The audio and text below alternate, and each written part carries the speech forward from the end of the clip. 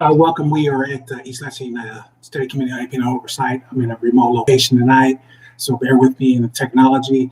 Today is April 12th, 6 o'clock Monday, and we will be discussing our community input meeting information that we did for a couple of weeks ago and discussing more general overall recommendations. All right, bear with me.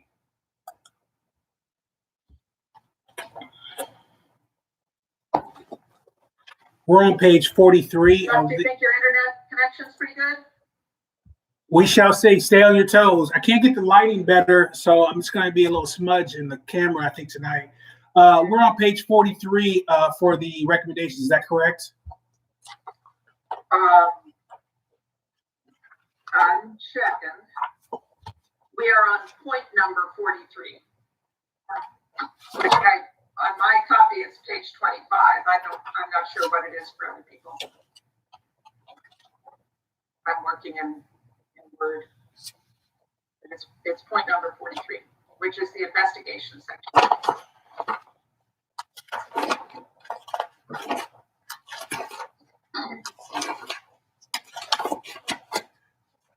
Oh, understood. Okay.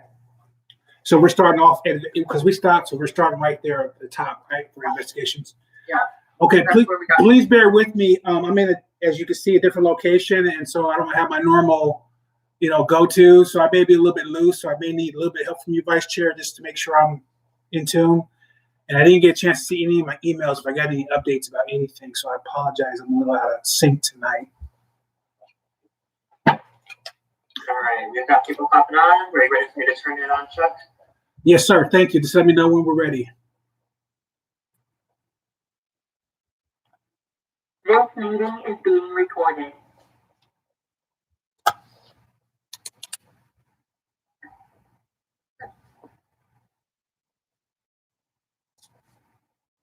And we're live. Hi, welcome. Good evening to everyone. Thank you for joining us. We are at our East Lansing Study Committee on Independent Police Oversight Commission meeting. It is 6 p.m. Monday, April 12th, 2021. And if you don't mind, Diane, can you please do roll call? Kathy Boyle. Present, attending remotely from East Lansing, Ingham County, Michigan. Heather Colwood. Heather Colwood. It's been a long day. Here virtually from Douglas, Massachusetts. Kelly Ellsworth-Anderson. Present, calling in virtually from East Lansing, Michigan, Ingham County. Chuck Grigsby. Present, I am in Michigan, Sterling Heights, and Macomb County, remotely. Patrick Carell. Present, attending remotely from Mason, Michigan, Ingham County. Sharon Reed Davis. Chris Riggs. Present. I'm remotely from East Lansing, Ingham County. Quentin Tyler.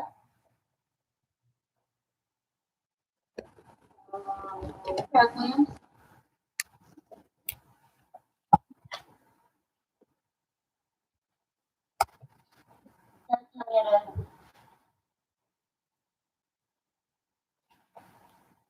Derek, you are muted.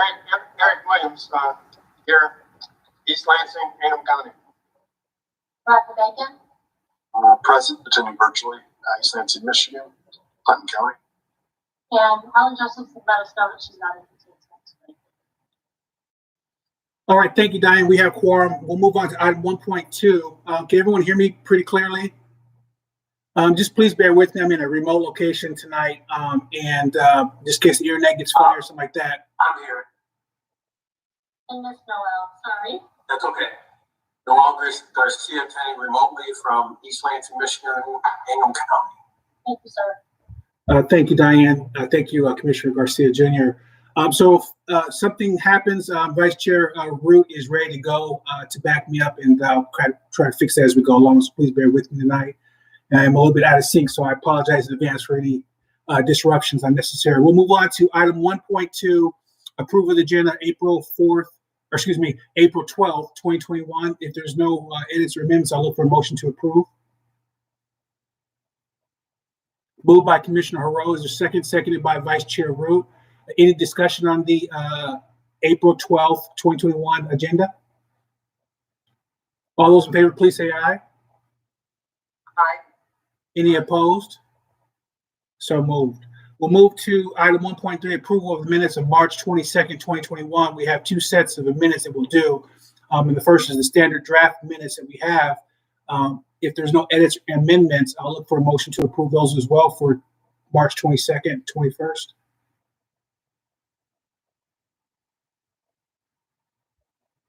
So we do them one at a time. Yes, so I'm going with, I move that we accept the May 22nd minutes as submitted. March. Yeah, March 22nd. moved by Vice Chair Root. Is there a second? Second. Seconded by Commissioner Boyle. Any discussion for the first of two minutes that are drafted? All those in favor, please say aye.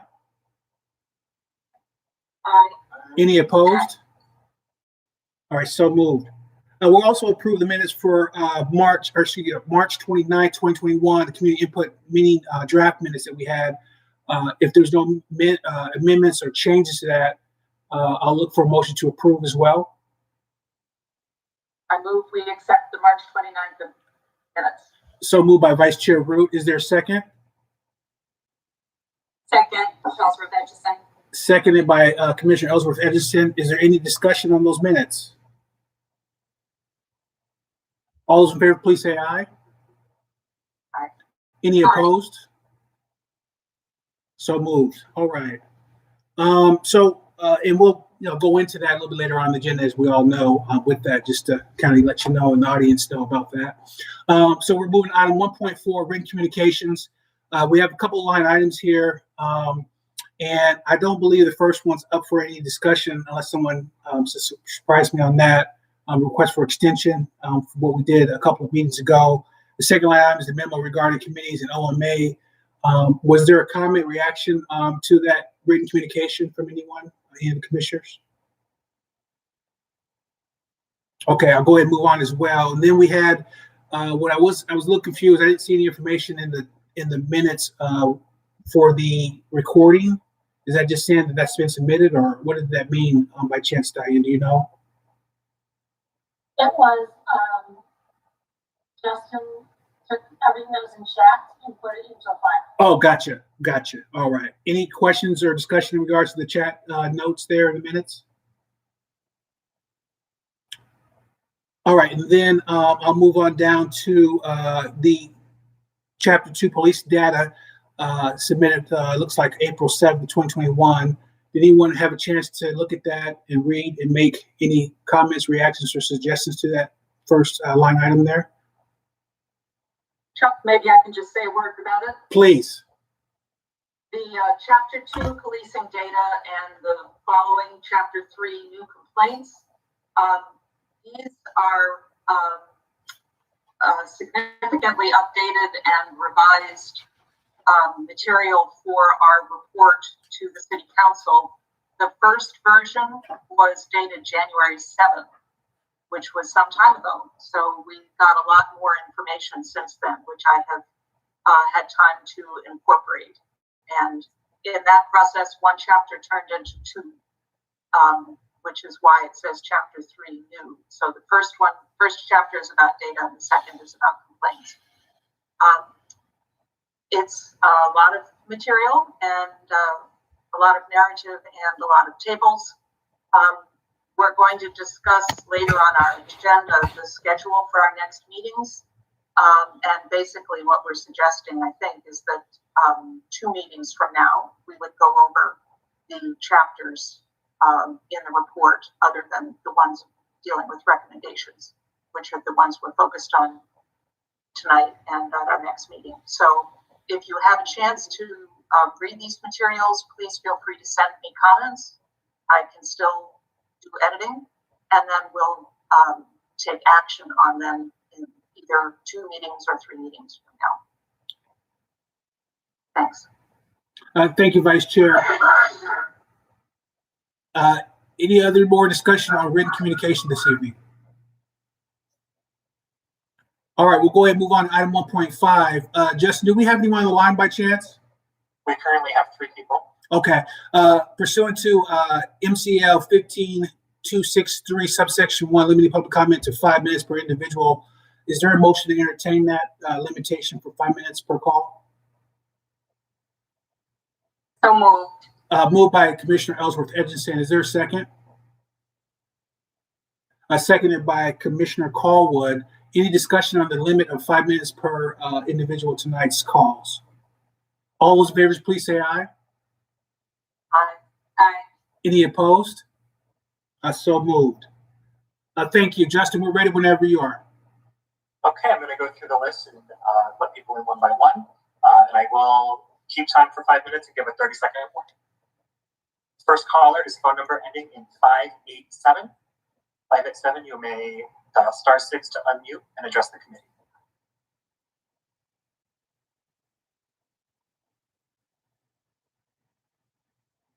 Again, phone number ending in 587. Please dial *6 to unmute to address the committee.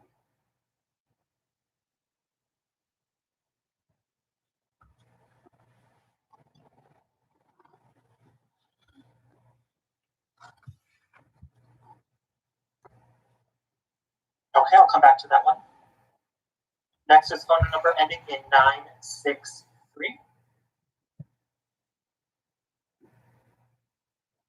Hi, this is Alice Dreger. I just wanted to let you all know that we got back a Freedom of Information Act request response to wanting to see what we could find out more about the EPIC MRA survey done on policing, on perspectives of policing among the East Lansing citizens, which I'm sure you're all familiar with, was presented to council with regard to 500 responses.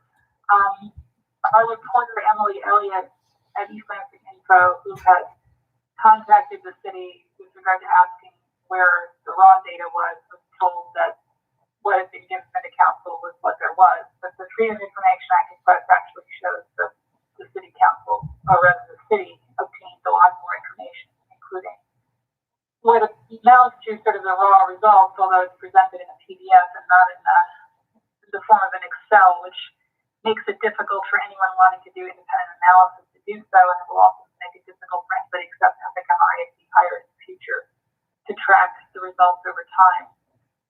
One of the results not provided, as far as I can tell, to council or the study committee is something called Question 30 Verbatim Answers, and this is an open-ended question about perspectives on policing, and it includes comments about the Oversight Committee.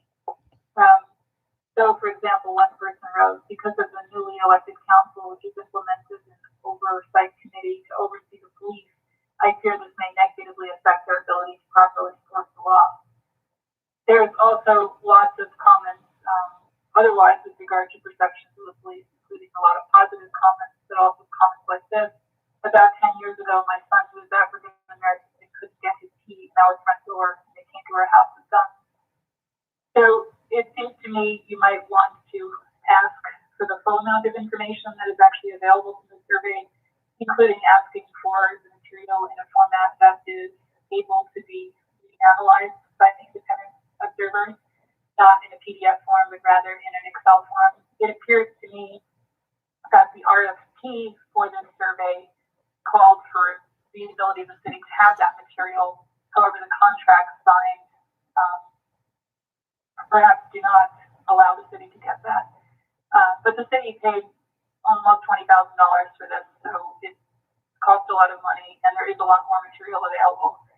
So I thought I would make all of you aware of that. We're still sorting through it. I'm happy to provide whatever we have is actually available online. If you just look at the FOIA yourself, which I can provide the number to in order to track. But I think it's something worth having the study committee keep an eye on. I realize you're dealing with a lot of other stuff, so I don't want to derail you from your ultimate purpose, but we're still trying to understand why we were told that there was not more data, why this other data wasn't presented to council, and what else is in this data. Thank you, caller, for your input and information. Did any of the commissioners want to respond to the caller's information? Yes, Commissioner Rowe, please go ahead. I just want to say that I'm extremely disappointed disappointed in what appears to be a lack of transparency from the city. I think it's indicative of some of the concerns that people have had up until this point. And so I don't really see that this, handling things in this way really sort of improves people's perceptions of what's going on. Personally, as somebody who has conducted surveys and collected data, I have never in my life signed a contract where the raw data was not turned over. So if that didn't happen, I would seriously question why that was the case. We can reserve comment until later. I could go on for a half hour here, but I think in the context of what we're doing, maybe the feeling was this isn't directly in our wheelhouse, and so it doesn't matter. But I think it's disturbing that we have to rely on a third party filing a FOIA request for us as a committee to find things out that are germane to our discussions. Can I jump in a second? So, first of all, we've already set a meeting to talk to Cedric at the end of the week about this very issue. He asked more questions about the survey. I was away last week and said we would set a meeting to discuss it to see what extra information we can get from him. And we're happy to do that. So, obviously, we don't want the survey to take on a life of its own. The survey is not the project. The project is improving police community relations. It's forwarding the work of the commission to our council and getting a standing committee in place permanently. That's the work we're doing. This was merely a baseline data supposed to be measured and sort of put aside and measured again in 2 years. If there are concerns about the survey, and one of the reasons we brought the survey back and forth repeatedly in this group was so that we didn't have concerns about the survey. People could weigh in before we did the survey. The issue of data, we'll figure that out, see if there's additional data they have for us. If they want to, we can provide for the group, put it on the website if we can get it all. And we'll have that conversation with Cedric at the end of the week, like it's already scheduled. Thanks. Thank you, City Manager Lahannis. Yes, Commissioner Ellsworth Etchison, please go ahead. So I too feel the same way, very disappointed. In my profession, I am working with market research companies, and it is just, that's not even a thing that you don't get the raw data. Like, I don't even understand what that could be. But anyways, I made my comments also known to City Council in an email, my concerns. And while the survey may not have been the project, may not be the project, the scope that we're working on, it absolutely plays in a critical part into what we are working on. And so I respectfully disagree with that assertion, City Manager, but this is very critical to the work that we are doing. And the baseline, in my opinion, the baseline has been established by EPIC. It's not anything that anyone can work from moving forward. There's a lot of work that yet to be done from that information that they provided. But we're happy to get the data, happy to have a conversation. We're going to have a conversation at the end of the week with Cedric, and then we'll talk to EPIC. And, when I proposed getting the survey, that was my idea to get a survey done. So I appreciate that it's important to everybody. And that's why we brought it back and forth to this group to make sure we all had the information. We got to see it. Definitely agree it's important. Thank you. Thank you, Commissioner Ellsworth Etchison, for your comments. Are there any other comments or reactions to the caller and the survey? We will be looking at this, I think, down the road on our agenda under item 4.2, if I'm not mistaken on that. And I believe Commissioner Haro is going to speak to that a little bit more in regards to some of that information. But I just want to get the initial responses to the caller and then move on. All right. So thank you, caller. I don't really have too much to say other than it's been said overall. I just know that, when we make these investments to these firms and we're paying using taxpayer money in regards to that we want to make sure that it's something that we can use in a way that will lead to change and improvement and accountability. And so I'll just say that and leave it there, and then we'll speak to it a little bit later on in the agenda. Can we move on to the next caller, please? Yes, we have Chris Martin.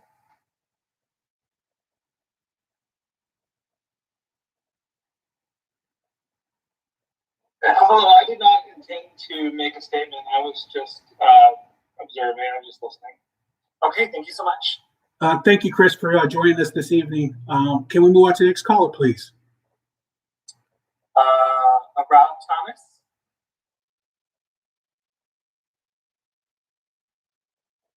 I'm also just here to watch the work today. I appreciate you all for being here tonight, all right? Thank you, Rob. I appreciate you coming in and participating and listening in from the community's aspect. Much appreciated for your participation. And do we have anyone else that jumped on the line by chance, Justin? No, that other caller did leave the queue, so that completes the public comment. Thank you, Justin. All right, we do not have any old business under under new business, and we'll move on to old business. And the first line item there, 4.1, is community meeting feedback. And I know Vice Chair Root, you maybe sent me some information I didn't get a chance to look at. Did you want to possibly lead the discussion and maybe to how you wanted to talk about this as far as getting everyone's input and seeing how we can incorporate that into our recommendations? I can say a short word, certainly. We had 5 people taking notes in the 5 small groups. So, and then Diane pulled everything together from the beginning and end and all those groups in the middle.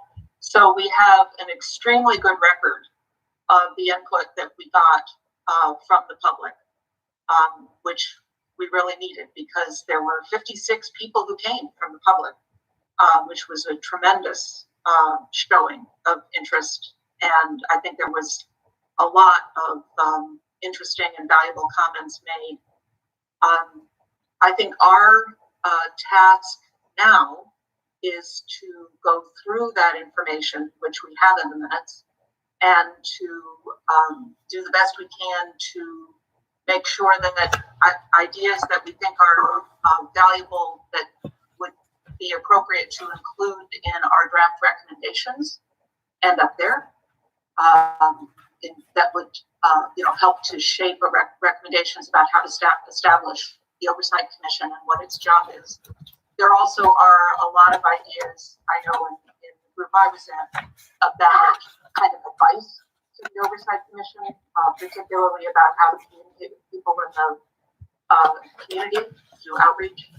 And so I think we would just need to make sure that in our report, we have a way to collect that information so that the Oversight Commission people will have that available to them. So I think for tonight, the main thing would be to give people the opportunity to give any overall reactions they have, and perhaps particularly if folks have anything to highlight about things we learned from folks about that we might want to include in our recommendations, that would be helpful to hear.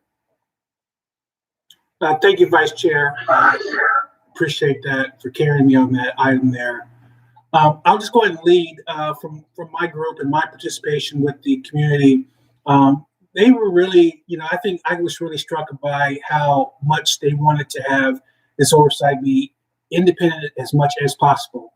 And we really did discuss regards to housing, where this Oversight Commission will be conducting their business, and how important it is for them to feel in a way that they have the ability to be able to do their business without having influences from the department.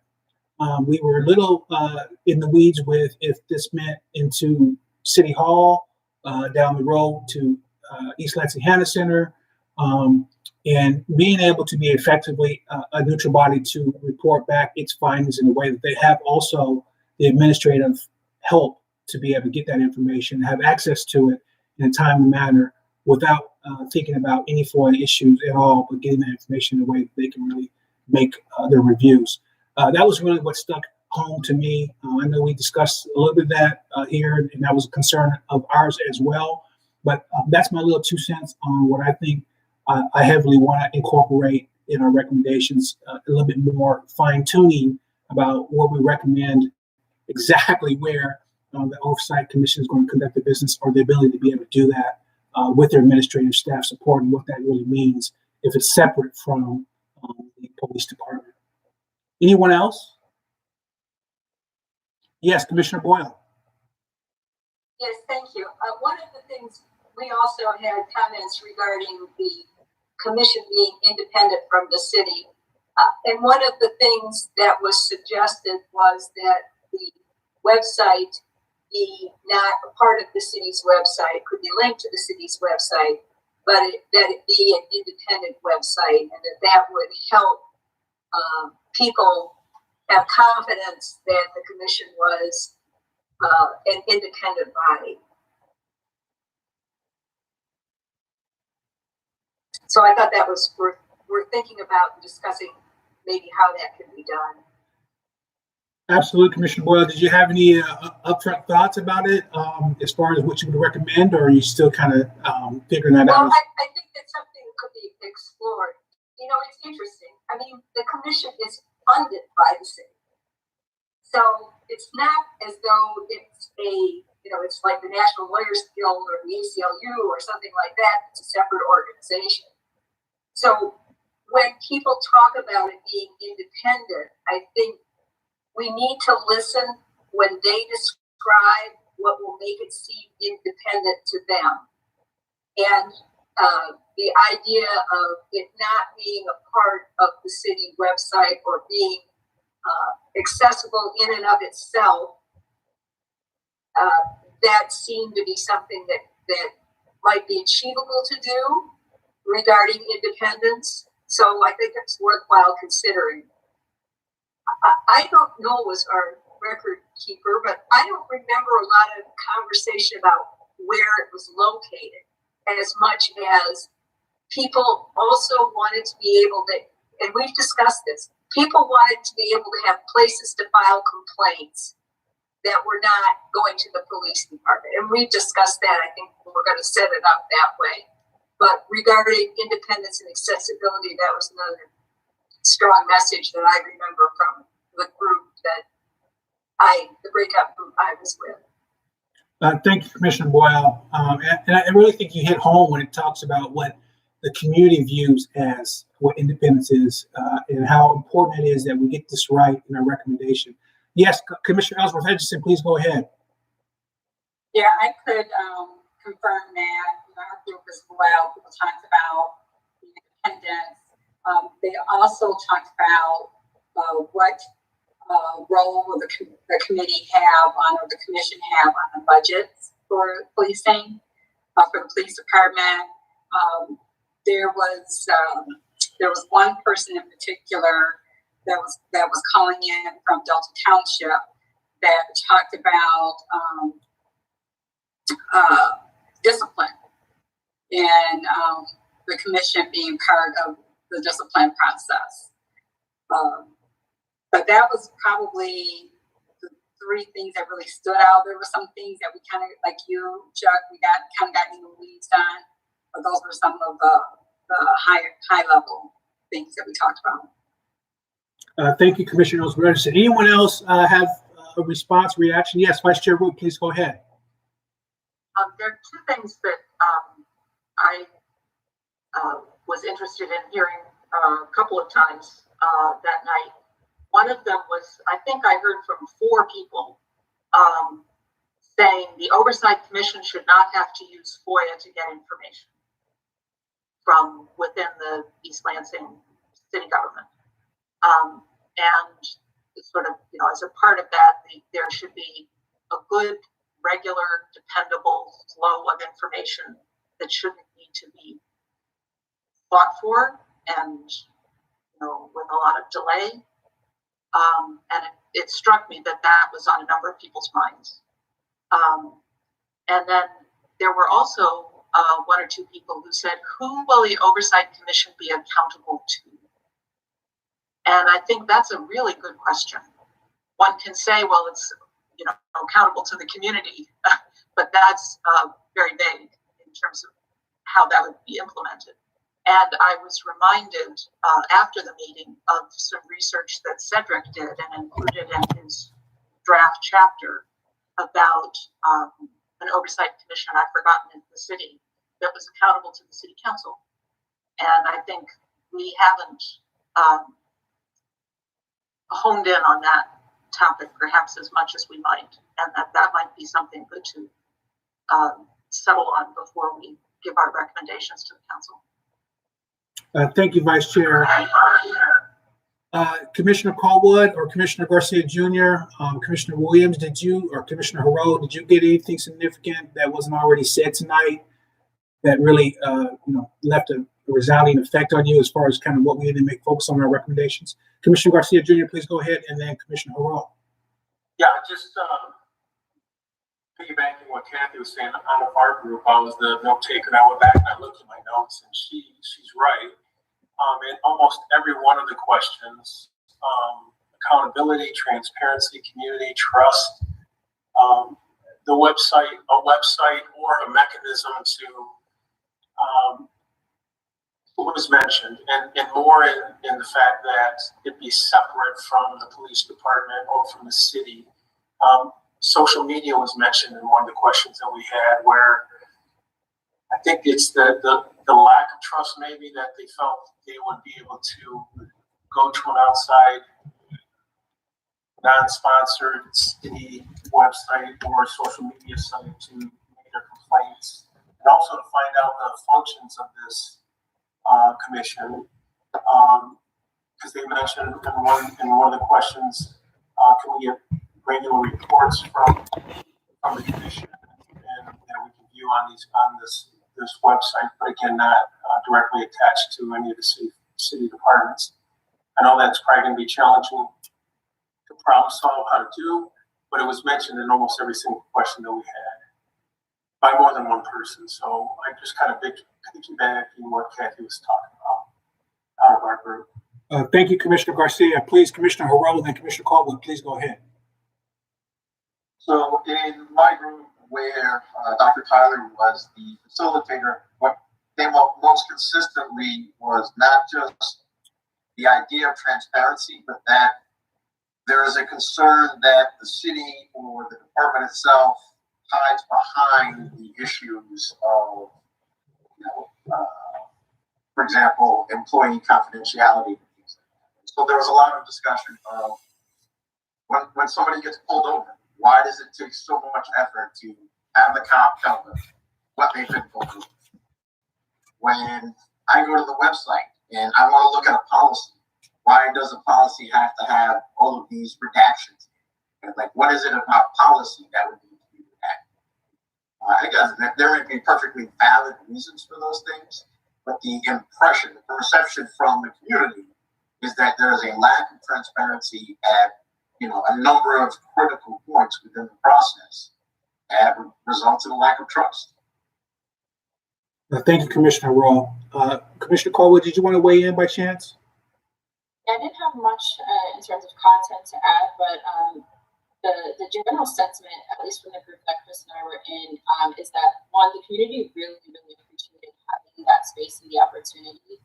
And I think if I remember correctly, they actually made the recommendation that perhaps the official commission would do that ongoing, have some sort of virtual kind of check-in or whenever things return to in person. But I think that was really important for community buy-in, and it showed that a lot of people were taking this seriously. In terms of like what to do with some of that information, Chris and I briefly spoke via email. I think what would be important for us to do is kind of get a general sense of what some of the suggestions that the community made, to see what have we already actually incorporated from what they said, because I think our job will be to take what they say and put it into formal language. So I think that there was definitely some overlap between some of the recommendations we already had and what some of the community members suggested. And I think one of the things that we can also incorporate in terms of, I think Chris mentioned, like advice or suggestions on how to do it, perhaps kind of in line with the way our format already is. Whatever the recommendation is, and maybe have a section for comment that says, community members suggested that, such and such recommendation could be done in this format or in this way. So I think it leaves it a little bit open to see what might fit best. But overall, I think we had a really good turnout. And again, I think that the community was really, really pleased with having the space. So I think that's just important to highlight. And I'm glad that we took the extra meeting day to do so, and I think that reflected really well. Thank you, Commissioner Callwood. I'll just be cheesy here for a quick second. I was moved by the meeting overall. I was really empowered with being able to understand what people were thinking. You know, we haven't had very much input, and that was, you know, I'll be honest, I was not as optimistic about participation and what we would get out of it. And I was so pleasantly so glad that I was wrong about that, because it was probably, for me, and I hate to say this out loud, but it's probably the most powerful meeting that I've had with this group in regards to being able to really understand why we have been appointed to do what we're doing, in the time and hours, in the time frame that we've been doing this work. It was a great meeting to be able to kind of make sure that we are doing what we need to be doing on the behalf of others. So I'll just say that, and I guess that leads into a nice transition about, well, how do we take these minutes? We take some of these different things that we have in a way that overlap some of the things we've already been talking about, where we can probably dot some I's and cross some T's with some of the recommendations as well, and really incorporate that into our recommendation. I'm just kind of opening it up. I know I had a chance to meet with Vice Chair Root and Commissioner Williams in our subgroup here this week, and we had talked a little bit about that. But I don't want to overspeak that. But I know that that's going to be something that I think is important for us to kind of really, as a group, know how we can do that if we're coming away from this conversation in a way where we want to interject that into our recommendations in a way that takes advantage of that community input. So I'll go ahead and open the floor up. Any ideas, any suggestions in regards to that process? Yes, Commissioner Ellsworth Edginson. I like what Commissioner Caldwell already shared in the way in which we might be able to bring that into the project that we're already working on, the document that we're already working on. And so, you know, finding where those items align and then making sure that we're placing in there these recommendations, and some things, like she said, have already been incorporated into the document, but those that have not, so that these aren't forgotten. Asked for this information, we've captured it, and that it's memorialized into this document.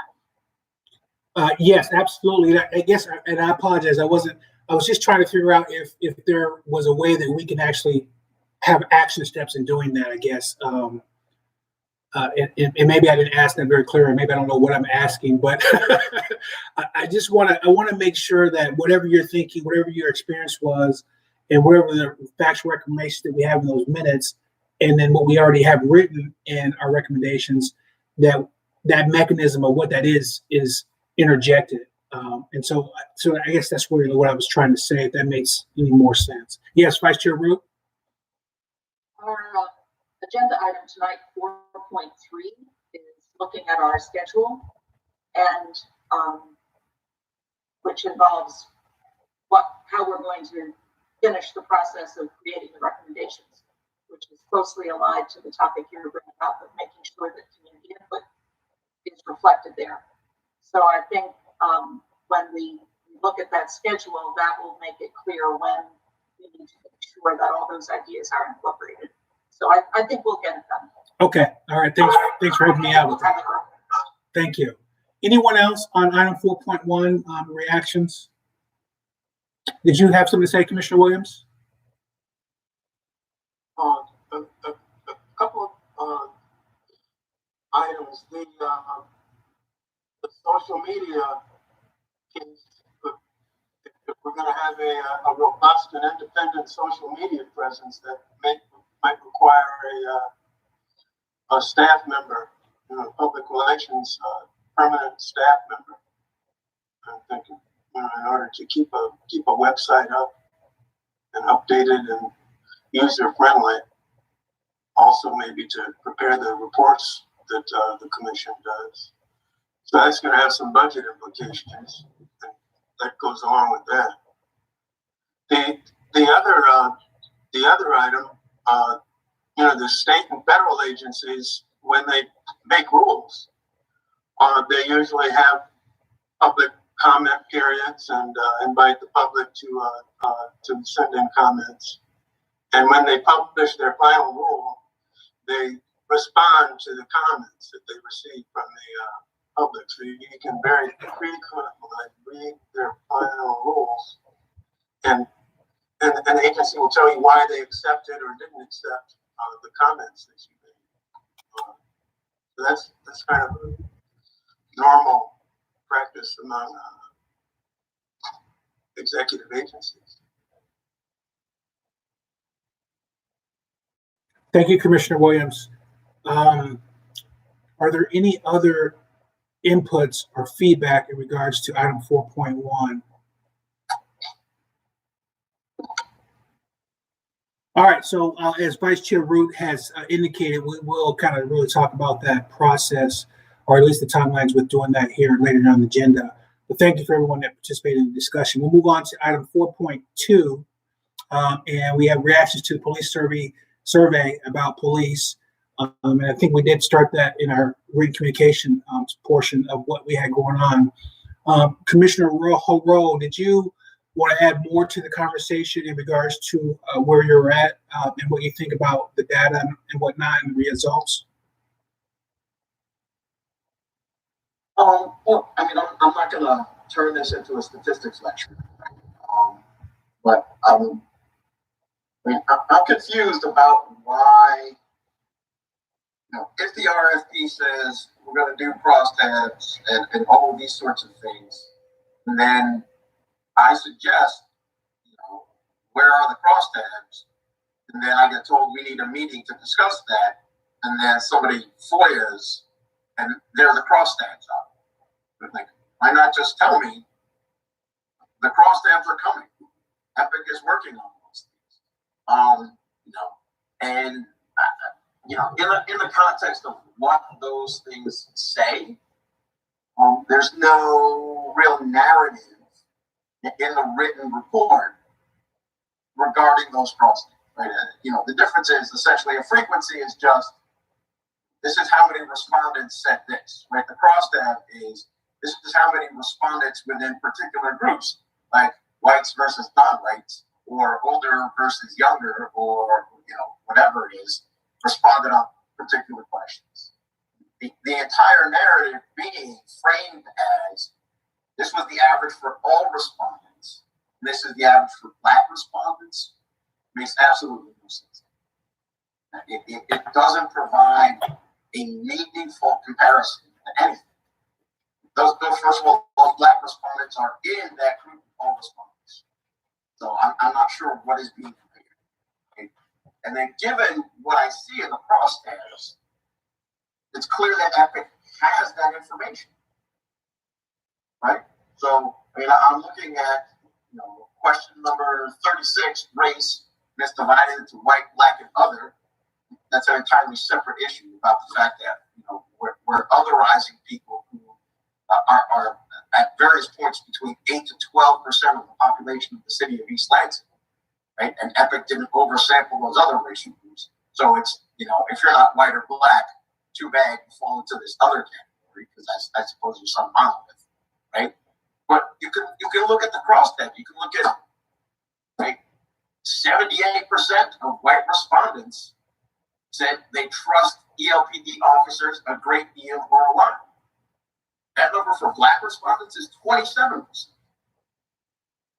That is a damning statistic. And we shouldn't have to fight to get that data. There should be a process by which I say, or somebody on this committee says, or the public says, where is this data? And somebody says, Epic has this data, they've turned it over to us. And instead the process was, where is this data? And the response was, let's have a meeting about this. And then somebody FOIAs the city, and I get the response that way. Oh, there's the data. And that data is in a PDF form, right?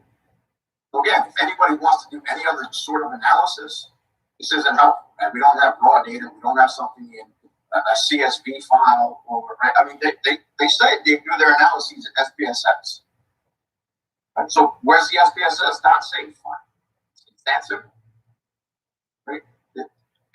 I don't need a half hour or 45-minute meeting to have this kind of discussion. These are fairly simple points. Either Epic didn't do what they were contracted to do, or something else went wrong during the process. I can't see any reason why these particular crosstabs should not be included in the narrative, right? And importantly, I'm reading through the final report, and Epic is making statements like, there are other significant differences. And as a statistician, I'm saying, okay, what do you mean by that? Is that a statistically significant difference? Did you run that crosstab? Let me see your chi-square statistic, right? Sure, I'll nerd out. Right? And if you're going to tell me, well, we didn't do that sort of stuff, then no, you didn't do crosstabs. You just put one variable up against each other, which anybody could do, right? If you're going to tell me that we ran a chi-square statistic for something like race, right, in a nominal level variable versus an ordinal level variable that has 5 different categories, you tell me that you're giving me a chi-square statistic to determine statistical significance, then you don't know what you're doing statistically, because that's not the appropriate statistic. It's that. Thank you, Commissioner Rowe. Yeah, I mean, go ahead, please, City Manager Hannes, go ahead. Yeah, so, I got an email from Civicum 2 weeks ago about that the data was not useful in terms of race, and I'm not quite clear, and I said back to him, my statistics from grad school is not, I'm not up to speed on it. I said, I'm happy to hear from him. What else we can do to make it better? I think from a basic level of surveying, and it does what we need to do in terms of going forward. If the commission wants to talk more about it, we're happy to do that. If he wants to send me an email saying what level of data he wants from them, because he said a lot of things there that I kind of, what sort of a file we want. If we want an Excel file, I know what an Excel file is, I can get that from them. If there's something else we want from them, you got to let me know what it is, because the chi-square and all that stuff is kind of a little bit lost on me, I'm sorry to say. But if you want to tell me what it is you think we need from them, we'll do that. The thing for me is, we had a conversation here for 3 meetings, so it came to the group multiple times, and then I said, this is the survey we're going to take out to people. I don't think many of us, except for the professor, are survey experts. So we got the survey we thought we wanted from them. What we got originally was a PDF. The PDF, my understanding, was preliminary data to a final report, so that it was included in the final report. If we need better level data that you can manipulate, manipulate it in a way of cross-tabulating it, ask me what we want from them, and I will go back to them and say, do you have this in an Excel spreadsheet? And then if that's what we have to get from them, we'll ask them for it. Very easy to do. But I don't know about the whole, you're exceeding my expertise with the talk about different levels of survey research. So I can't help with that. In some way, maybe we can have a conversation with them and ask them if they did this work. I don't know that. Thank you, City Manager. Commissioner Rowe, did you want to weigh in a little bit more? Yeah, I have 2 fundamental. This should not be an issue of tell me what you need in terms of the raw data and we can go get it. I fail to see how that isn't part of the contract, right? Because if they keep the raw data, the implication is absolutely that nobody else can do any continuing work in this area. If we're looking at this as a baseline, right? So I'm baffled that the raw data isn't already in your hands, regardless. Whatever. It's an Excel file, SPSS, CSV, comic limited, a text file, whatever it is. It should not be, here are your results, and Epic turns over a PDF. Right? Second, fundamentally, what are we trying to accomplish with this survey? If we're trying to accomplish a comparison between Black residents of the city of East Lansing and every resident, or the average resident of the city of East Lansing, including all of those Black residents, then we've accomplished what we set out to do. I don't think that's what we accomplished. That's what we set out to do, right? The basic concern is, are there racialized differences in terms of how people perceive the East Lansing Police Department? And if that's our fundamental question, this absolutely does not answer that question. Thank you, Commissioner Rowe. I see that Vice Chair Root, your mic is off, and then Commissioner Ellsworth Edison. Did you want to comment, or is that just your mic is on? Well, following up on Cedric's point about the data, that the narrative that was given to the council does not compare Black citizens and white residents. And that's not a statistical issue. And it has a statistical aspect, but it also has a much broader aspect. And part of my concern when I read the report and when I looked at it was, we've taken a position as a city that we want to be an anti-racist organization. And there's, a huge training contract that's, over $100,000. There's a lot of emphasis on this. The city council feels strongly about it. They've adopted their resolution on racism as a public health crisis. And then to have a contractor who thinks you compare Black people to everybody is such a, it reflected no, not being up, with the last decade of thinking, more than a decade of thinking about whites are a racial group, just as Blacks are. Whites are not the norm that you compare other people to. And if we have that view of our society, that is a huge problem. Whites are not normal, that other people are judged against, which is how the report was written. And so to me, that really raised a question of whether they, the direction the city is trying to go in, whether they are the right contractor for us to work with. And then, as Cedric points out, if you don't get the data from them, nobody has a chance to compete with them later. So I was really concerned about the report and the view of society that it represented, as well as the issues of why the city council and the public did not have access to the information that our city purchased. Thank you, Vice Chair. Commissioner Ellsworth Edison, and then Commissioner Rowe, please weigh in, and then we'll move on. Yes.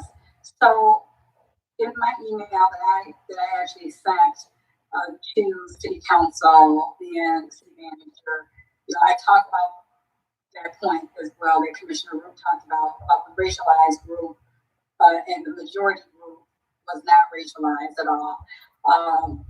But I also understand, as a chief marketing officer, reviewing survey respondent or data, that when you're establishing benchmarks, typically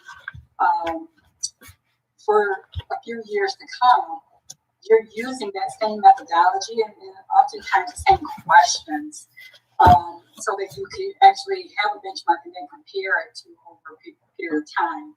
And so there's so many things that this report is lacking to be able to do that effectively. And so when I hear the city manager say that he's brought this to this group 2 or 3 times already, I think what we're talking about is the data, that it's not the initial report or the initial concept, although I did bring up concerns about some of the initial concept, but that wasn't heard. And so, which was that it's not only the city of East Lansing residents that have contact with East Lansing police. And so I felt that the audience needed to be expanded upon with regard to that. Another narrative that they put in their report, which was totally out of line, was this talk about this year-long intense debate and news coverage of Black Lives Matter defunding the police and the profound impact of the 2020 national election, talking about that swayed some of the respondents. That's an opinion of theirs. That was not anything that should have been appropriately placed in this narrative whatsoever. It gives you a clear indication of where they lie from a political standpoint and how they may view organizations like Black Lives Matter and the whole narrative around funding the police, which is not getting rid of, it's getting rid of this militarized approach to policing and in coming up with a different way of policing communities, but their position to put that in there, for me, told me that they were absolutely analyzing this data from a biased position. And so there's lots of other problems I have with this, but those were things that I pointed out when I sent a response to City Council with this. And so the posture that is being taken tonight from the city manager, to me, seems indicative of what's to come for an oversight commission and how difficult things might be in this transparency quest that this group will be going on. And so, and I think it really might cause us to pause. We've got a lot of work that we've already done in this document. And there may be a different approach to some of the things that we were talking about doing. Because if it's going to be this hard line in the sand, and there's going to be this fight to get anything, then we're no better off than we were before the city council even placed this group before us, before the community. Thank you, Elizabeth. And I'll get off my soapbox. Thank you. And we looks like Councilmember Bacon wants to weigh in as well. Commissioner Harrell, can you please go ahead while we wrap up this section of our discussion? Yes, I just wanted to reiterate Commissioner Ellsworth Hutchinson's point, right? To be told that the survey came back to this group multiple times, we're not complaining about the survey. There's one or two questions that I think could have been included in the survey, but the survey as it went out is fine. What we're talking about is the interpretation, the data analysis, the narrative structure, the writing. That's not anything that we had any control over. Great. I understand for everybody, we should get an Excel spreadsheet that has a greater level of detail for people to break down. So that's what I'm going to be asking them for when I speak to them this week. Thank you. Councilmember Bacon, did you want to have a comment? Yeah, no, I just want to say you guys are all making really good points. And I think that just be encouraged. None of this is obviously occurring in a vacuum. We know what's going on nationally and otherwise. I think sometimes in any organization, you have to sometimes protect it from itself. And I think that's what you guys can consider when you're making your recommendations. You're doing a great job, but some of it is just a matter of, you have to protect law enforcement, you have to protect the city, and you have to put these things in place because sometimes they can't see. Go too close to the issue to see the fullness, and you guys have a full view of what you're doing, and that kind of thing. Just continue and be encouraged that you're on the right path. I think we all see what's going on, and none of us want to sit here and see East Lansing be the next place that's sitting in the media and dealing with these types of things, or just having the tragedies that are going on around the country. Sometimes that's just our job. We have to. Regardless, people are going to push back, and there is resistance, and there's different things, and maybe not even intentionally. We have to, out of help for the city and for even our respect and help for our law enforcement. Sometimes that's what the independence is necessary for sometimes protect them and protect the city from itself a little bit, and just don't be encouraged and continue. Thank you, Councilmember Bacon. Please, Commissioner Boyle, go ahead. Thank you. I know you want to tie this up, but if I could just suggest that since committee member Rowe speaks statistics and Epic MRA speaks statistics, perhaps if Cedric can send an email to the city manager about the type of raw data he needs and he thinks are there, that might expedite getting the information back from Epic MRA. Thank you, Commissioner Boyle.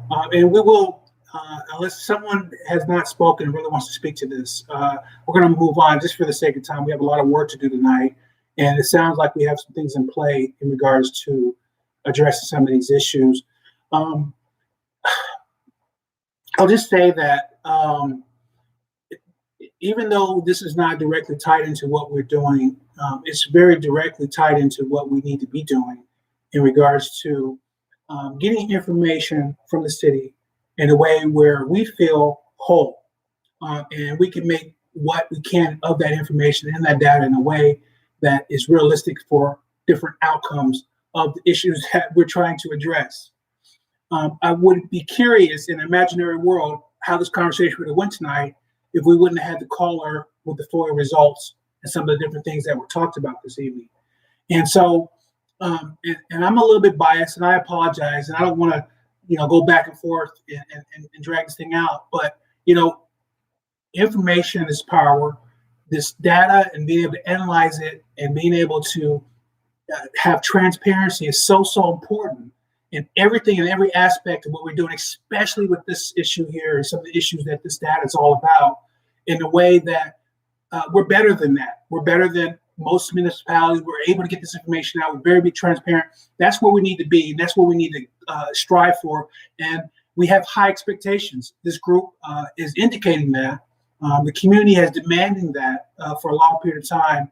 And I know this is a tough conversation for some of us here on this call, but this is the conversation we need to have. We need to be uncomfortable to understand that, we're not going to be able to continue fighting for transparency and accountability in one form or fashion, whether we have the information, whether the information needs to be followed up, or whatever the case may be.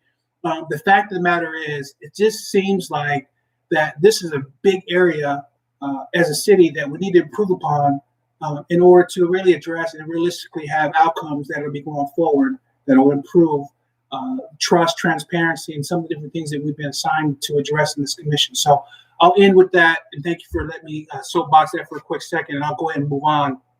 And thank you for everyone for the discussion. Thank you, City Manager Lahannes, for getting. I'll just jump in a second, Chuck, because I feel like I'm getting a little bit up on here with this. So how this would have happened if the caller didn't call is we had a meeting with Cedric at the end of the week with the chief and myself to hear what he wanted and then to go out and get that.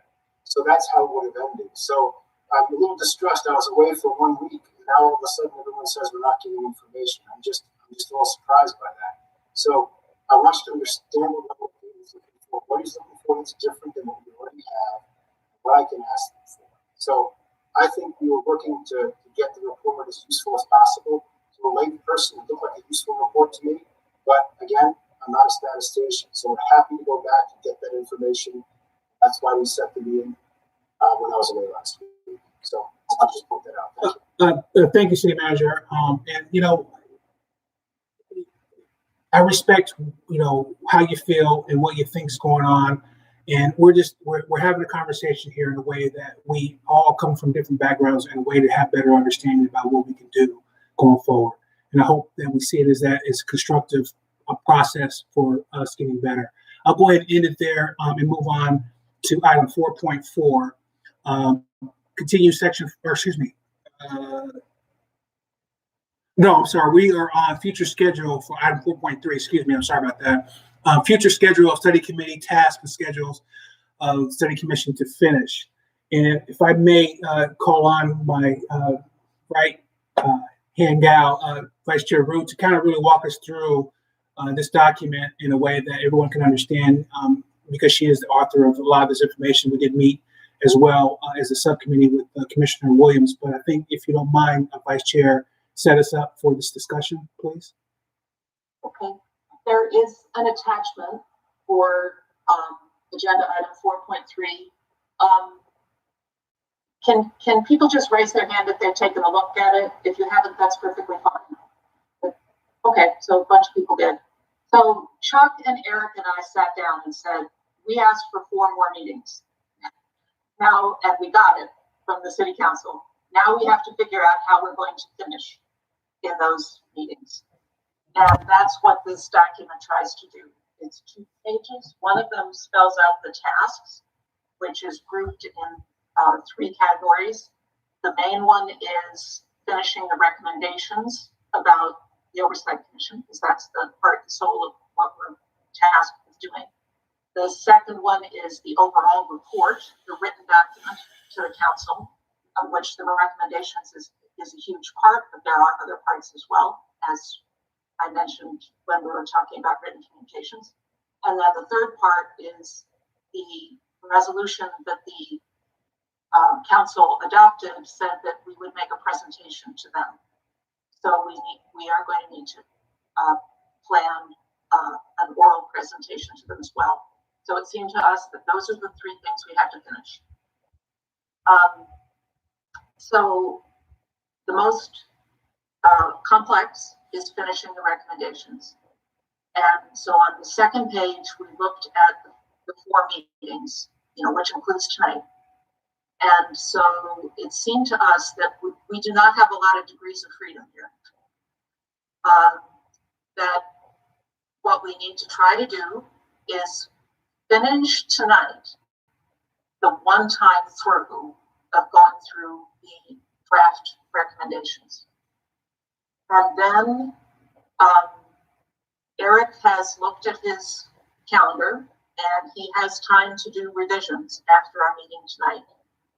So our recommendation is that within a couple days of tonight, everybody submit to Eric anything that they think needs to be changed that might not be crystal clear from our previous meetings and tonight.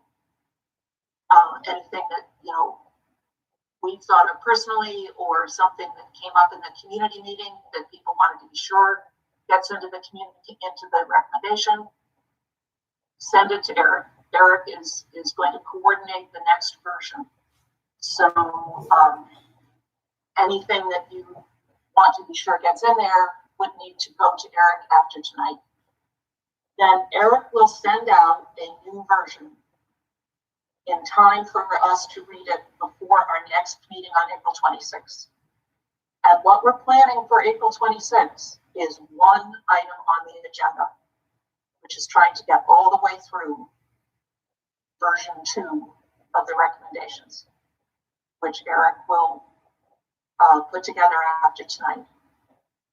We expect that will be a long meeting, but it seems to us that if at all possible, we need to get through it on April 26th, because the next step after that is to give a full draft, as full as we can make it, to the city attorney, because we have already agreed that we would like to get the input from the city attorney. We want that input to come to us at this stage, so that it doesn't just come to council later when we don't have any chance to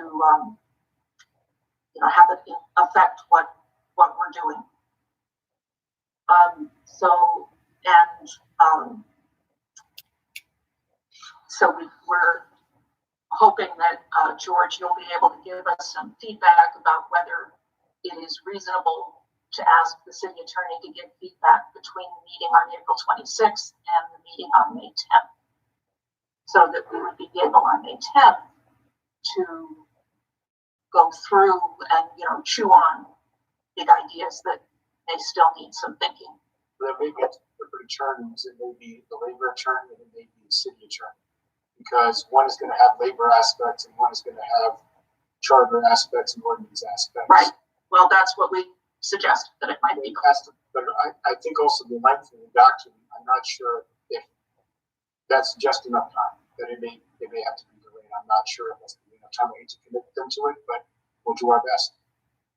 Okay.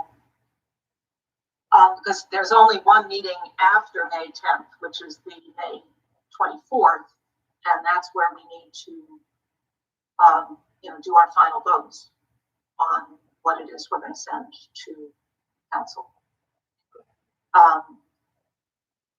There may be, some give in there. Well, not give. I don't know if we need to have another meeting somewhere. It's not clear to me where that happens, but we'll have to be creative if we need to be. So we're suggesting that the next meeting we know is going to be very demanding, so that we wouldn't consider anything else on April 26th, which means that May 10th and May 24th we have to both finish the recommendations and finish the rest of the report and discuss the oral presentation. And then we'll have a little bit of time after the 24th to actually put, sort of do the publishing of the report and the honing of the presentation. But we would need to have all the input and ideas and decisions from the study committee as a group by the end of the meeting on May 24th. And it just seems that that's the task that we have, given that we wanted to ask for as short an extension as we could manage. City Manager Lahannes, do you feel like that time frame for the attorneys is a doable? To them the absolute need and express the urgency. I'm trying to think of how much work it's going to be and how many parts are going to come upon what they're going to weigh in on. And I just don't know that, because that's why we're asking the experts. So I think it's going to be doable, but I'm going to express the urgency to them. And some of this might come back with issues and questions, right? They might say, well, I have a question about how this would work and how that would work. So I don't know exactly what, level of analysis, because it's a lot of indirection. So we got to figure it out. But we'll get it to them as quickly as possible and ask them to work on it directly.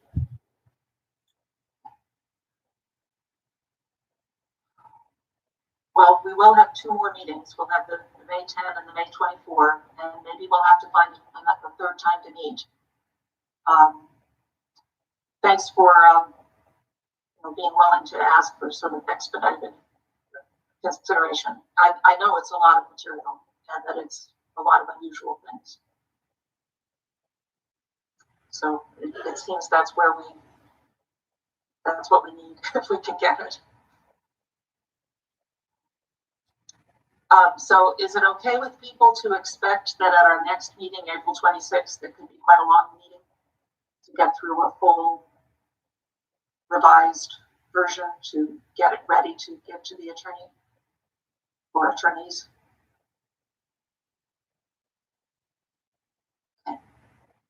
Yes, Commissioner Ellsworth, go ahead.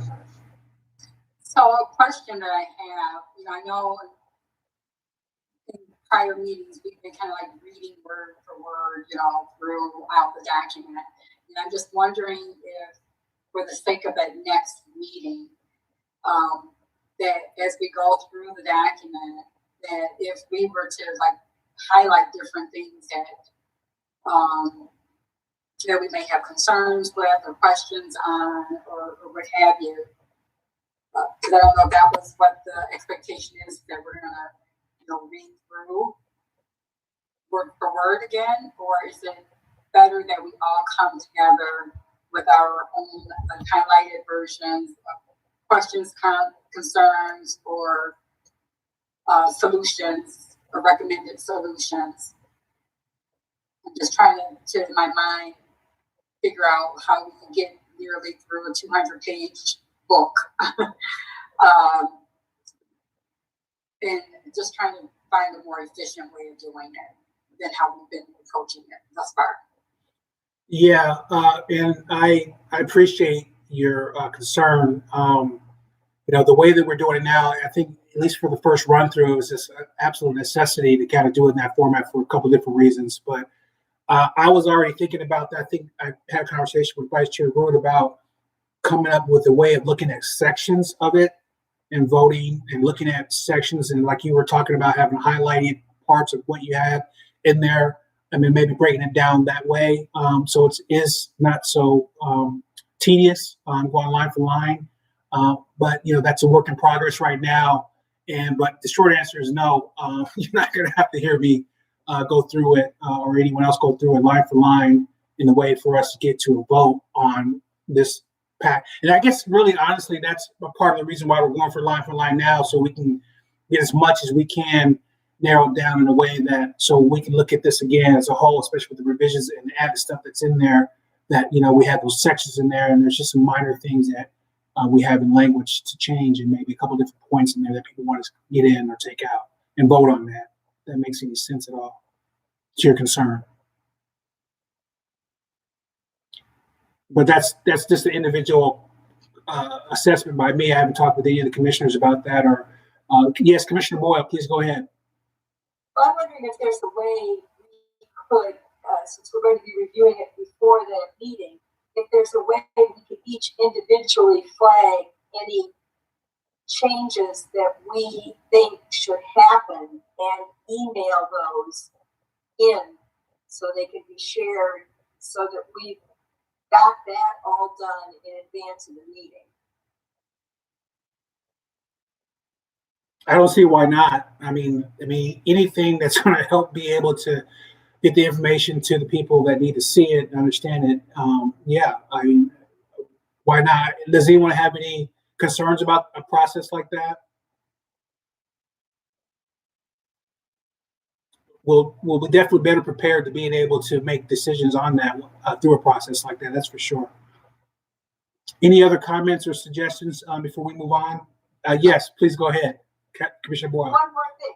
If there's sections that we don't have any problem with, we can also email in that fact, because then we know in advance which sections we have a consensus on don't need revision.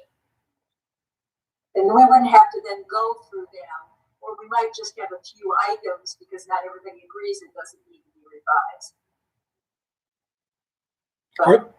Are there any counters to that suggestion or concerns?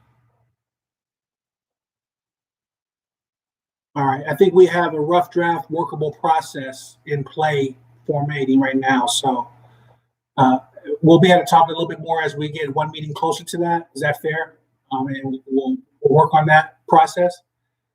If not, we'll move on. We got a whole nother section to get through real quick, unless anyone wants to add any more to this discussion. All right, we'll move on to item now 4.4, and we'll go into what we've been working on here for the last few meetings here. And as you know, section 4, we are working, and at the point of investigations is where we had a stop point. 43 point, the commission's scope, just for everyone's record. I will, unfortunately, I have to read it out loud, line for line as we go through, like we have been doing for the last few meetings, just for the community's sake and the language sake for the notes. If you don't mind, if anyone wants to interject and do that reading as well, you're more than happy to let me know. We can do that if you want a break from my voice in that. But other than that, I'll jump right into it. We are on page -30, investigations, 43, and it's titled Commission's Scope. And what we have is the scope of the commission is the criminal justice system in East Lansing, both within the police department and relating to the police department. Any comments, reactions, or edits to that section 43 for investigations? All right, I'll go ahead and move on. 44, commission investigations. The commission may investigate matters within its scope by collecting information from the city and other sources. Reactions, edits, or changes? All right, I'll move on to 45. Public information, 45. The commission shall treat all information in the hands of the commission as public information, except for information subject to a promise to protect confidential information. In the comment below, as you can see, to build a reputation of openness, the commission should be free to share its information with the public to its greatest extent possible. The commission may need to withhold some information from the public. The exception for promises to protect confidential information is designed to put strict limits on non-public information in the commissioner's hands. Edits, changes, or reactions to section 45? All right, we'll go ahead to 46. And I apologize here, I'm reading the document here. Promise to protect confidential information. In consultation with the city attorney, the commission or a panel of the commission may view or hear confidential information in exchange for promise not to disclose the confidential information to others. B, the commission will not keep a written or electronic record of the confidential information. C, upon reviewing or hearing the confidential information, the commission or panel may produce a log that describes the record upon which the hears, including author or witness date and summary of the content in as much detail as possible without revealing the confidential information. D, the commission may provide the log and summary to persons outside the commission.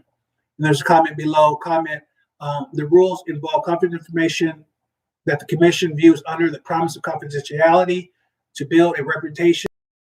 The commission should be free to share its information with the public to its greatest extent possible. The rule is designed to limit the amount of confidential information. Item A, the requirement of the promise of confidentiality limits the amount of confidential information the commission receives. And then below there, item C, the procedure involving production of log is based on the procedure used in Vaughn versus Rosen, and is cited there in the Court of Appeals. And then everything News Association, which is also versus the City of Troy, which is cited as well. And then we have the Michigan Supreme Court that's cited. And then lastly, on that little section there, the procedure maximizes the amount of information that can be released to the public. And then below that is a site of Albuquerque Municipal Code, section 941.13 and section 941-14, and the website is cited there and adopts somewhat the similar procedure there. A lot said in that section there. Any reactions or changes for item 46? Vice Chair Root, please go ahead. One very simple thing, the word secret appears in C, and last time we were together working on this document, we changed secret to confidential, and I think the same thing needs to be done here. So it would be the confidential information rather than secret. Is that okay? I think it is. We've already agreed upon that. And then I wanted to just sort of check with Eric. My assumption, well, can you tell me what we're talking about here? Are we talking about information relating to a complaint? Or what kinds of information and what occasions for information review are we discussing here? This is this section and 47 are connected. They're kind of opposite sides of the same coin. Right. And it has to do with any information that the commission requests from the police department. Complaint, no complaint, any kind of information. If the police department wants to share a confidential piece of information with the commission, it can extract a promise of confidentiality. We'll tell you what it is, but you have to promise not to tell anybody else. And so that's the process of delimiting the information, so that you know who said it, when it was said, what document it appears on, what the person was talking about when they said it. That kind of narrows down kind of tells you what you're getting. So if you in this section 46, the police department is sharing confidential information with the commission. In section 47, the police department is refusing to turn over confidential information to the commission. Then 46, commission gets the information and it delimits the information by describing what it is. That is the secret, the confidential information. And that is what is released to the public. In section 47, the police department does not give the confidential information to the commission. But the police department goes through that process of delimiting it so that we know where, what document the secret appears on when it was made, who made the statement, and what it was about. So those are the two forms of exchanging, and I guess you might say sanitizing or delimiting confidential information.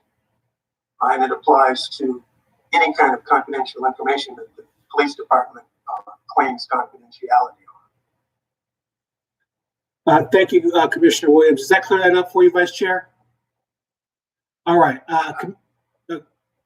Go ahead, Commissioner Well. I just suggest in paragraph 47 sub A, when we're talking about the police department that's closing the records without the confidential information, that it read, then the department will disclose those records or parts of records with the confidential information redacted.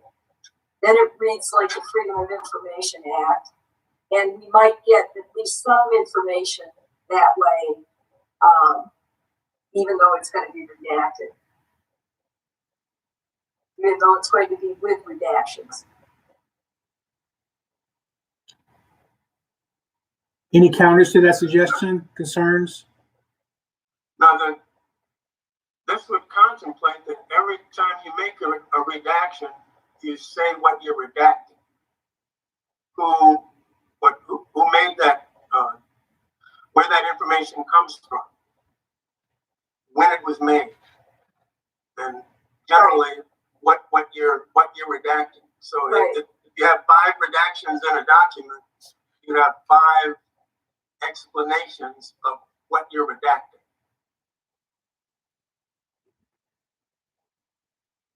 Right, everything's going to be identified and described. If there's a redaction, it's going to be identified and described. Right. That's the way I read it. So it looks like City Manager Lahanis wanted to weigh in, then Commissioner Ellsworth, that's just him next. This is one area where I think we may have to be a little bit more clear on what we're saying. Because I'm not clear, is the commission going to get what we think is confidential information during a public meeting of the board, or is it going to only be given as documents separately? Because if it's open in an open meeting, then obviously it's not confidential, and there isn't a closed session, I don't think, for this purpose. So that might be one area just to clarify that you mean the transmittal of like documents to people that are confidential and so on, or is this going to be discussion in the meeting? Thank you. Let me respond to that. That goes to 46, and that is a process that is mediated by the city attorney. Of how they will get the information. Yeah. All right. Discuss that. Does that give you clarification, City Manager? Yeah, just so it's understood that if you have an open meeting, what you're saying an open meeting is open, and it's may not be a basis for a closed meeting, but that there'll be a process that they will work through at that point. They'll give them documents, whatever it may be. Just want to be clear that it wasn't stuff talked about during the discussion with the board. It has to be the confidential stuff at that point, because it would be confidential. This contemplates that the city attorney would protect us from all such pitfalls. Yeah, figure it out at that point. I understand. I just want to clarify that. I know you wanted to go, Commissioner Ellsworth. So can you just hold for a quick second? I think Commissioner Boyle wanted to respond to City Manager just directly, if I'm not mistaken, or did you get your question answered? No, that's okay. I think it's clear now. Okay. It says investigation. I don't see a commission meeting as part of an investigation. When I read this, I conceived of an investigation being something the commission is doing, gathering information, etc. But I don't think of a commission meeting, which would be a public meeting, as part of the investigation. But I could see how someone might read it that way. So, I think we're clear that nobody's going to be requesting information and having it disclosed in an open meeting, and there being some belief that's going to be confidential information. It's not going to be, obviously. Thank you, Commissioners and City Manager, and thank you for your patience, Commissioner Ellsworth, and please go ahead. Yeah, thank you. I wonder if there's room for us, or maybe we don't need to do this. I may be overthinking it.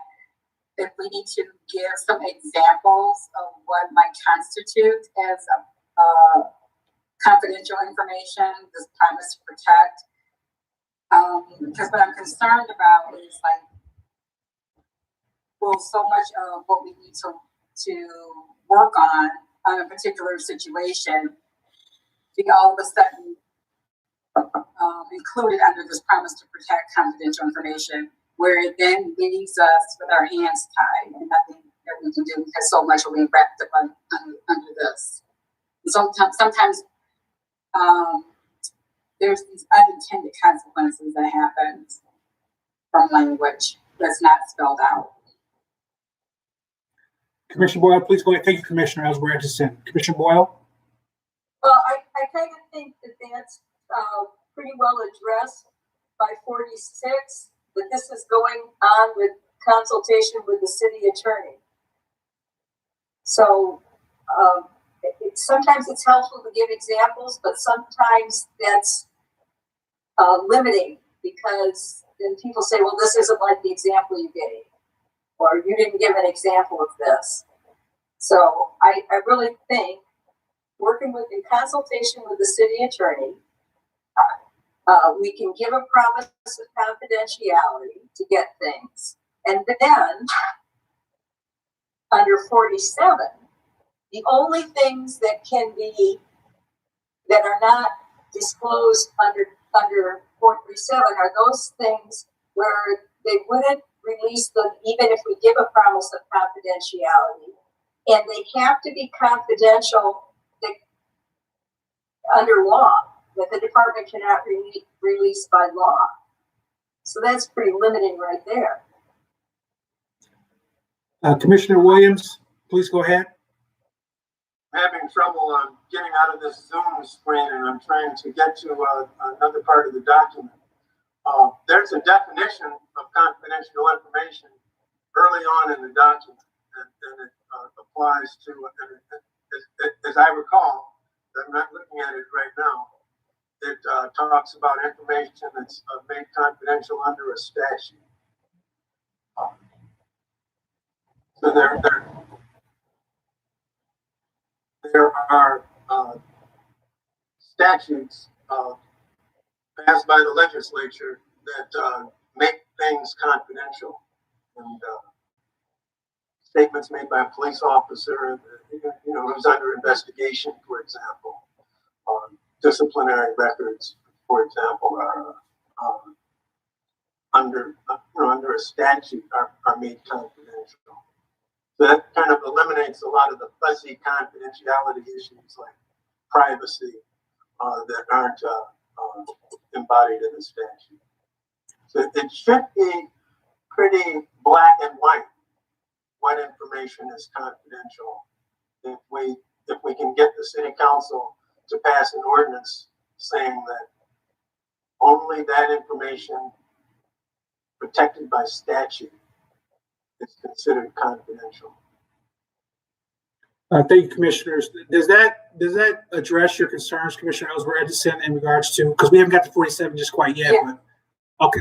No, that does actually, I can wrap my mind around that. 46A does not do that for me, because that still leaves it so vague. But what Commissioner Williams just said about the statute, that does do it for me. Thank you. All right, thank you. We'll go ahead and move on to item 47 unless we have any more discussion on 46 in the language. All right, 47, log of records containing confidential information. A, if in the course of the commission's investigation, the police department or other department is obligated to disclose records to the commission, but the records contain confidential information that the department cannot by law release, the department will disclose those records or parts of the records that does not contain confidential information. B, the department will produce a log that describes each record or part withheld, including author, date, and a description of the content as detailed as much as possible without revealing particular confidential information. The department shall disclose the log to the commission. C, the commission may disclose the log to persons outside the commission.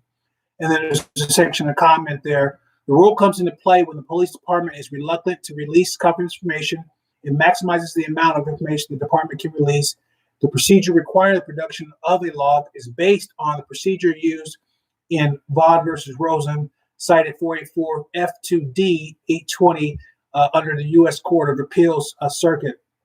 And then also Evening News Association versus City of Troy, cited in 417 Michigan 481 and 381 Northwest 2nd 421 Michigan Supreme Court, and the Albuquerque Municipal Code Section 94113 and Section 94114, and is cited there, and then have somewhat similar procedure. So that's item 47. We've discussed that. Please chime in, Commissioner Boyle. Well, again, I would have it with that information redacted instead of that does not contain that confidential information.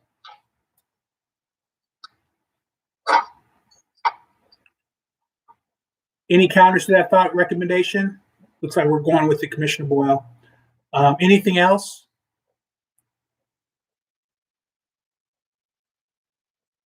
All right, I'll move on to section 48.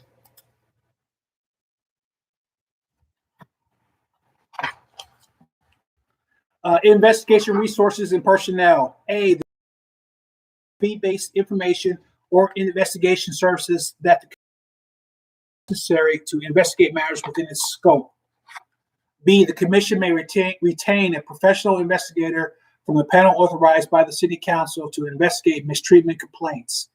C, the city will provide the commission with a budget sufficient to cover investigation expenses. Reactions, comments, or changes for section 48?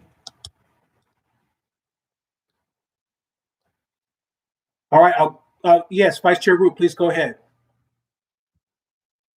I just wonder if a member of council asked for an example of fee-based information or investigative services and how expensive that might be. Can you illuminate us any on that? LexisNexis, Bloomberg, right?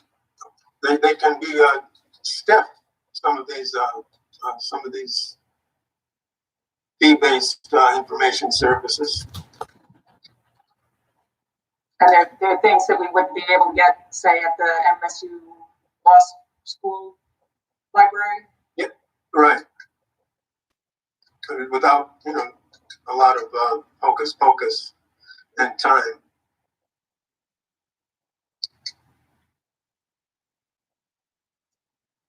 Well, if you're going to do it, what do they? You're a reporter for East Lansing Info. Not currently. What services do they use? Those kind of services. That's actually not really relevant to which ones you think this body would need. We can leave that open.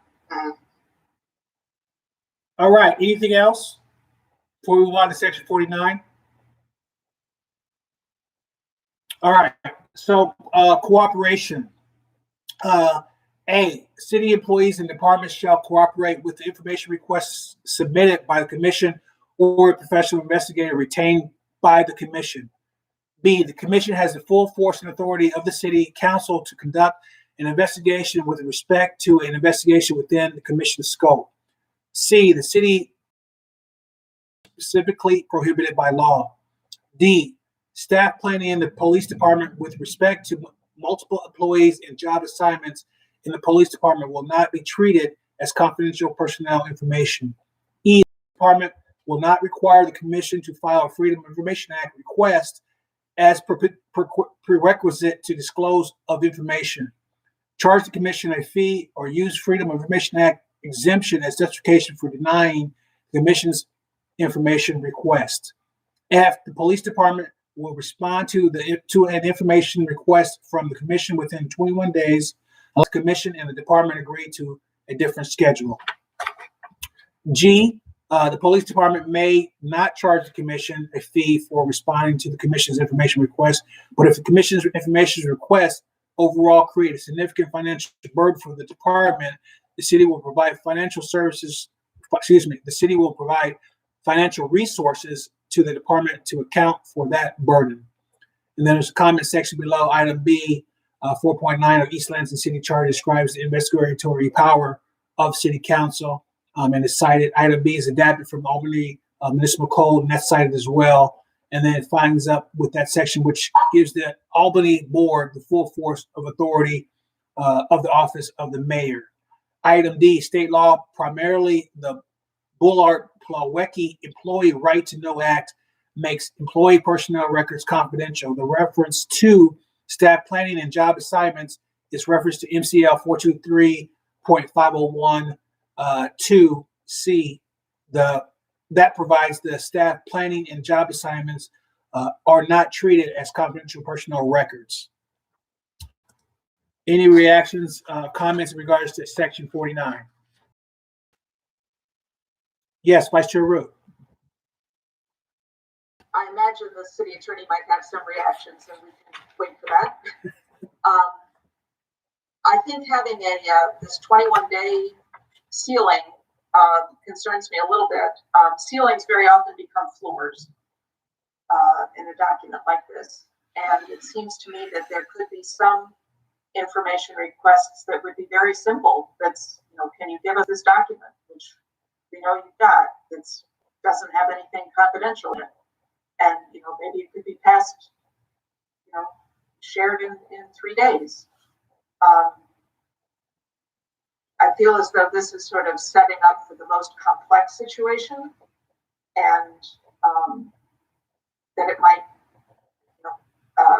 Kelly was talking about unintended consequences. I would hate for anything that the Oversight Commission feels it needs to request, but it has to wait for 3 weeks. So that's actually a pretty long time. Thank you, Vice Chair. Did you want to respond, Commissioner Boyle, to that? Well, yeah, I understand your concern about it becomes the automatic time when you get something, but I don't really know how else you write a provision like that, except to put an outside time limit on it. I mean, I suppose you could say as soon as possible and no later than 21 days, but I don't really think that adds a lot.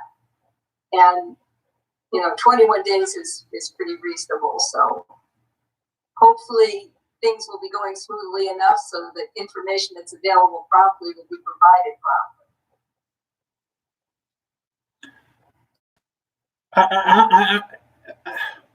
promptly. I wouldn't mind seeing it as soon as possible within 21 days. I mean, just because of the history there. But I'll go ahead, weigh in, Commissioner Williams.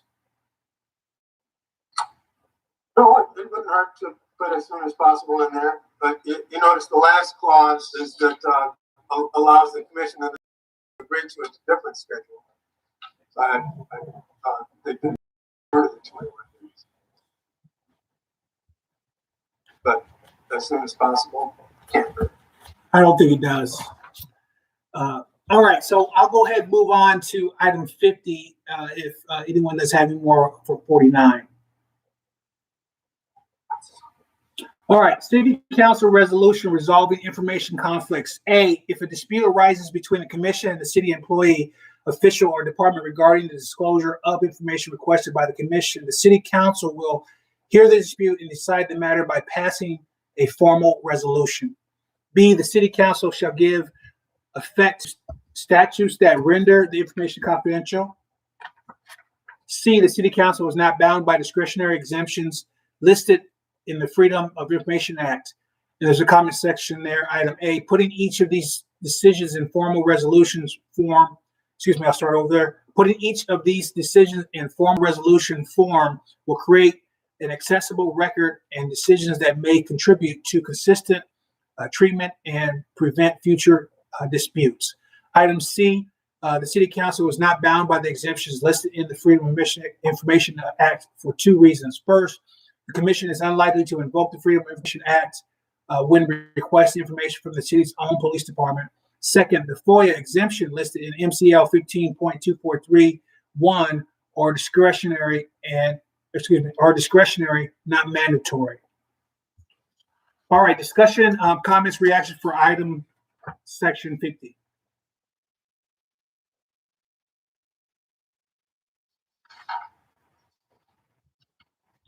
Were you about to weigh in, Commissioner Boyle?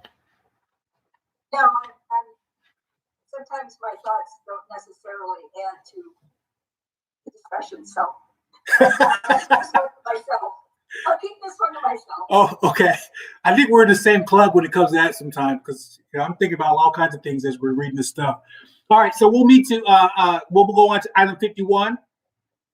The Freedom of Information Act. A, the commission may file requests under the state or federal Freedom of Information Acts to seek information from public bodies outside the city's jurisdiction.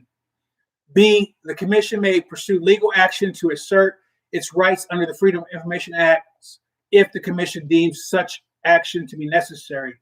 C, the commission may choose and retain counsel to represent the commission in such actions. D, the city will provide the commission with a budget sufficient to cover the cost of FOIA requests and legal action. E, the commission shall not charge a fee for responding to Freedom of Information Act's request. And there's a section of comment below that. The commission's use of Freedom of Information Act should be rare because most of the information the commission seeks will be a form within the cities itself. And one part of the government does not typically use FOIA request information from another part. The FOIA will only be used for information requests directed to public bodies outside the city's jurisdiction. Even in those cases, litigation would be rare or will be rare. Any comments, reactions to section 51? Yes, Commissioner Boyle, please go ahead. Well, my opinion is this just goes too far. I don't think the commission needs to be FOIAing other public bodies. And I would be astounded, but maybe we should just leave it up to council. But I would be astounded if council would agree that we could go, retain an attorney to assert our FOIA against the city of Detroit. So I don't think this really is necessary at all.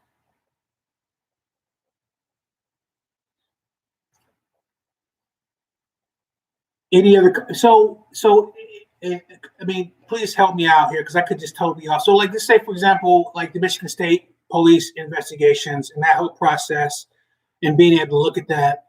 Would this be an example of an appropriate thing to have in there for trying to get FOIA requests from a different organization in that format?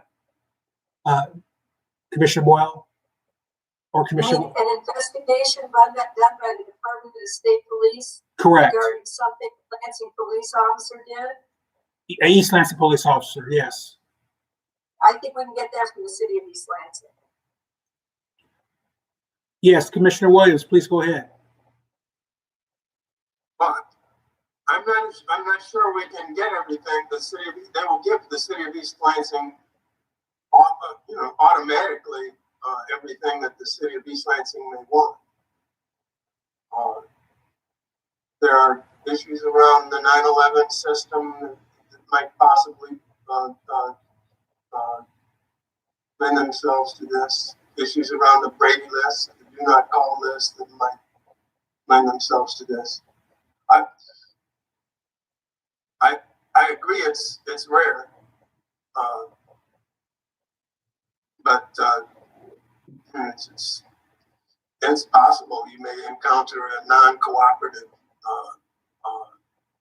public body like the state police and might be able to push them a little bit for information, especially if you have an ordinance that allows you to go after them.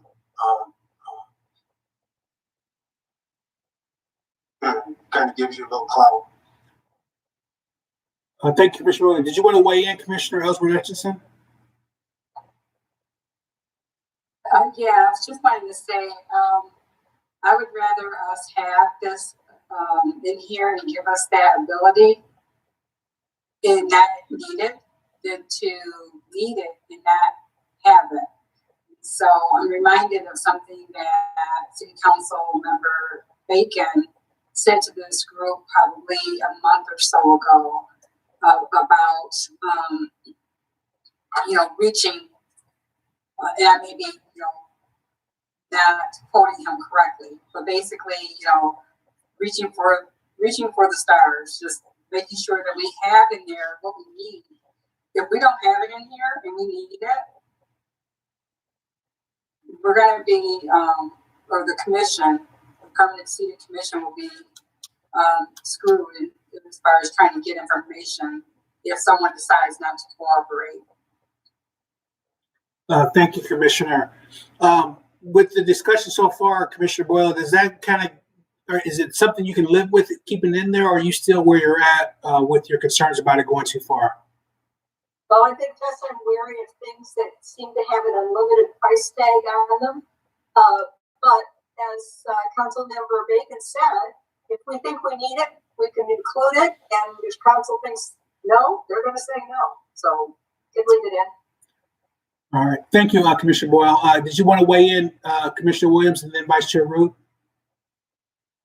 You know, at the beginning of this, the union laid down their red line, which was subpoena power, and we don't have in these recommendations. We don't have a recommendation that would give us subpoena power. This kind of goes up to that line. Lets us do FOIA litigation. So it's kind of the next step back from subpoena power. Please go ahead. Thank you, Commissioner Williams. Please go ahead, Vice Chair Root.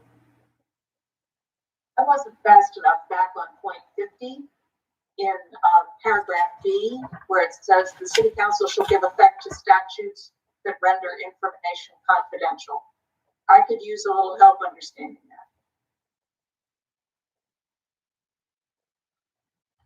that. That's basically a repeat of the definition of confidential information, which is information that's made confidential by statute. So you're saying it could be a state law or it could be a city passed ordinance? Statute, to my understanding, is state legislation. But how does a council give effect to a state law? They have to abide by state law. They must. So give effect means abide by? Excuse me? Give effect means to abide by? Yes. Those of us who aren't lawyers may not. If that's what it means, that's fine. Thank you. All right. So we can jump. We can leave. Are we done with 50 section B, Vice Chair, for you? Good now. Okay. All right. So so I just want to make sure that we were able to complete our discussion on item 51, and we can move on to 52. All right. So that's end. 52 is reserved. And so I didn't hear what you said, Commissioner Williams. You're finished. Yes, I am.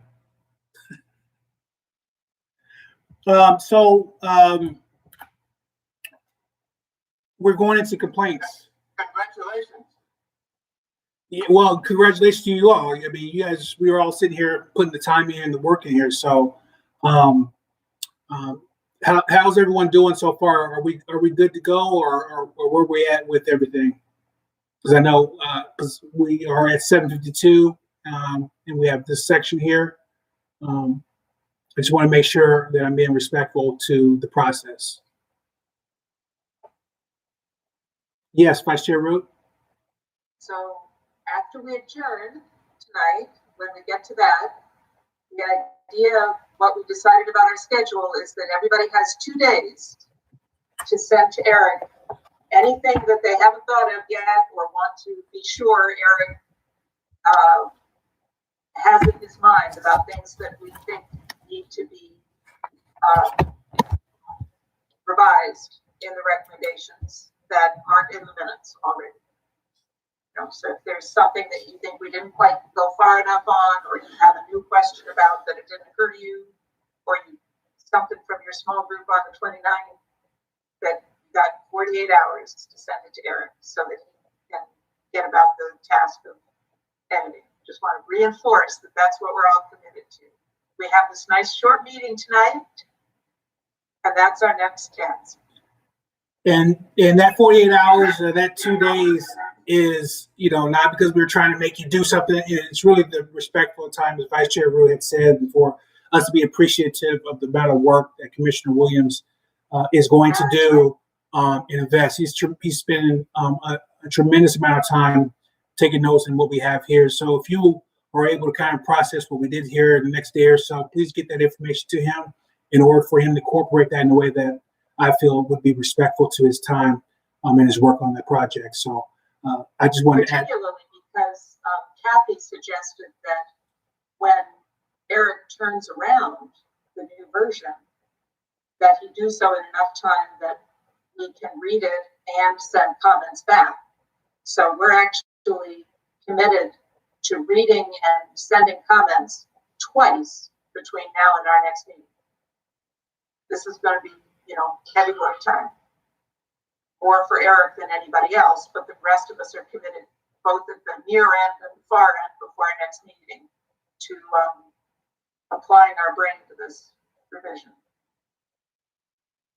All right, please go ahead, Commissioner Alvarez. So just for clarity, we've already gone through 170 some odd pages. So those things we are good with. We made those changes. And so this is new things that we might be adding or even the community input. Correct. So just for clarity. Yes, and yes. All of that would be very, very helpful for us to get that all turned around as soon as possible for the reasons that Vice Chair Root has indicated. So I'll go ahead and leave it on. We'll move on to item 5. If anyone has any more clarification about the previous 4.4. All right, we'll move to item 5, commissioner announcements or concerns or reactions or questions. Do any commissioners have any of those?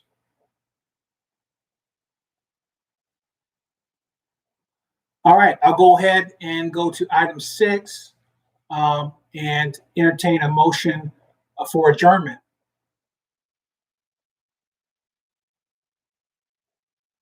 So moved. Moved by Commissioner Ellsworth Edson and seconded by Commissioner Boyle. And is there any discussion on that motion? I just would like to say I really appreciate everyone's staff and the commissioners, what you brought to the table tonight. I know parts of it was very challenging at points in times, but we are all here to get it done right, and we're all doing what we can to make it go forward. So I just appreciate everyone's participation in tonight's meeting, and I will look for, or I guess we'll vote. All those opposed, or excuse me, all those in favor of getting out of here for adjournment, please say aye. Any opposed? We are adjourned. Thanks for bearing with me tonight, guys. Take care. Good night. Good night.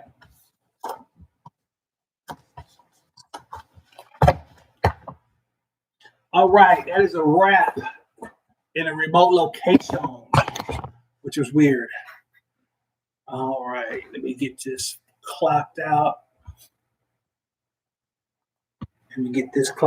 Thanks, y'all.